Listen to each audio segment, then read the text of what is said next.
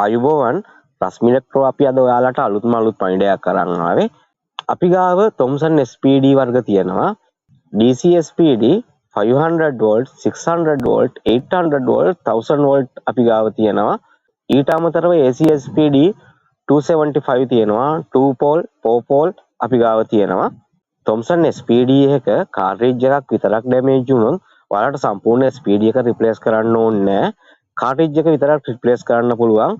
දැන් රස්මි ඉලෙක්ට්‍රෝ අපි ගාව Thomson හැම වර්ගයකම SPD කාර්ට්‍රිජ් තියෙනවා. AC DC දෙකම තියෙනවා. ඒ නිසා ඔයගලන්ට එක කාර්ට්‍රිජ් එකක් ඩැමේජ් වුණොත් එහෙම සම්පූර්ණ SPD එක මාරු කරන්න නැතුව ඒ කාර්ට්‍රිජ් එක විතරක් රිප්ලේස් කරලා වැඩේ කොට දාගන්න පුළුවන්.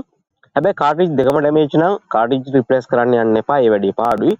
අලුත්ම SPD එකට යන එක තමයි හොඳම දේ. මේ වීඩියෝ එකත් ඔයාලට හොඳයි කියලා හිතුණා නම් වන්ඩර්ෆුල් කියලා කමෙන්ට් කරන් යන්න. ලයික් එකක් ෂෙයාර් එකක් දාන්නත් අමතක කරන්න එපා. හෙටත් අපි අලුත් වීඩියෝ එකකින් හමු වෙමු. ඔයාලට සුබ දවසක් වේවා.